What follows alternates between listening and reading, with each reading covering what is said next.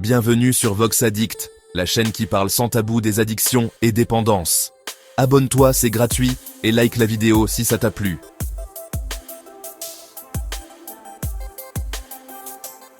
Salut à tous et bienvenue sur Vox Addict. C'est Jamy et je suis ravi de vous retrouver aujourd'hui pour explorer ensemble un sujet complexe mais essentiel. Si vous appréciez notre travail pour démystifier les addictions et apporter des réponses claires, pensez à vous abonner et cliquez sur le pouce bleu. Cela nous aide énormément à continuer. Aujourd'hui, nous allons ouvrir les portes d'un univers souvent mal compris, celui des opiacés. Nous allons voir comment ces substances agissent sur notre cerveau et pourquoi elles peuvent créer une dépendance si puissante. Mais avant la science, laissez-moi vous raconter une histoire, celle de David. David était un athlète accompli, passionné de course à pied, enchaînant les marathons. Un jour, lors d'un entraînement intense, il se blesse gravement au genou. La douleur est insupportable et son médecin lui prescrit un médicament puissant contenant de l'oxycodone. Au début, les pilules sont une véritable bénédiction. La douleur s'estompe, laissant place à une sensation de chaleur, puis de bien-être. David peut enfin se reposer et dormir, et envisager sa rééducation avec optimisme. Le médicament fait ce pourquoi il a été prescrit. Il soulage une douleur aiguë et permet au corps de commencer à guérir. Cependant, au fil des semaines, quelque chose change subtilement. La douleur diminue, mais David continue de prendre ses comprimés. Ils lui procurent un apaisement mental. Il finit par prendre une pilule pour son esprit, pas pour son genou. Sans s'en rendre compte, il franchit une ligne invisible.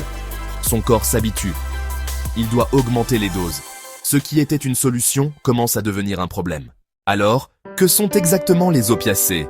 Pour faire simple, il s'agit d'une grande famille de substances qui agissent sur notre système nerveux pour soulager la douleur et provoquer une sensation d'euphorie ou de bien-être intense. Le mot opiacé vient de l'opium, extrait de la capsule du pavot somnifère. C'est un peu l'ancêtre de toute la famille. On peut classer ces molécules en 3 grandes catégories, chacune avec sa puissance. Vous en connaissez déjà quelques-unes de nom. 1. Opiacé naturel, alcaloïde de l'opium, directement extrait de la plante. La morphine, un antidouleur très puissant en milieu hospitalier. La codéine, présente dans certains sirops contre la toux ou antalgiques. 2. Opiacé semi-synthétique, fabriqué à partir des naturels. L'héroïne, synthétisée à partir de la morphine, agit rapidement et intensément. L'oxycodone, comme celle de David, en fait partie, tout comme l'hydromorphone. 3. Opiacé synthétique, conçu entièrement en laboratoire. Le fentanyl est 50 à 100 fois plus puissant que la morphine, donc extrêmement dangereux, surtout en usage illicite. La méthadone, utilisée aussi en traitement, est un synthétique. Ainsi, le terme opiacé va du médicament contre la toux à la drogue la plus puissante. Maintenant, voyons comment elles agissent dans le cerveau. Métaphore simple, la clé est la serrure. Ces serrures sont des récepteurs. Pour les opiacés, 3 récepteurs nous intéressent. Le récepteur mu, le récepteur delta, le récepteur kappa. Normalement, nos endorphines, nos clés naturelles, s'y fixent quand on fait du sport, quand on rit, ou lors d'émotions fortes. Elles procurent bien-être et antalgie, de façon équilibrée. Les molécules d'opiacés ressemblent énormément aux nôtres. Morphine, héroïne, fentanyl, de véritables passe-partout chimiques. Elles voyagent jusqu'au cerveau et s'insèrent dans les mêmes serrures. Mais elles sont souvent plus puissantes. Elles ouvrent la serrure en grand et la bloquent, avec un effet plus intense et durable. En se fixant sur mu, elles bloquent la douleur, d'où leur efficacité. Elles provoquent aussi une libération massive de dopamine, d'où l'euphorie, la sensation de flottement et de bien-être profond. Le cerveau est littéralement inondé de signaux de plaisir. Il enregistre cela comme la récompense ultime. Message: c'était extraordinaire, c'est la chose la plus importante à faire. Les autres plaisirs paraissent fades. Le circuit est déréglé. La recherche de la substance devient prioritaire. C'est le cœur de la dépendance psychologique, le craving. Le piratage de la récompense n'est que le début. La tolérance s'installe. Le cerveau devient moins sensible et réduit le nombre de récepteurs. Conséquence: pour le même effet, il faut augmenter les doses. L'escalade. David en a besoin de plus en plus. Non pas parce que la douleur augmente, mais parce que son cerveau s'y habitue. La dépendance physique s'installe. Le corps ne fonctionne plus normalement sans la drogue. Si on arrête, survient le manque. Anxiété, douleur, sueur, nausées, insomnie, poussant à reconsommer. La boucle usage, récompense, besoin, sevrage, usage.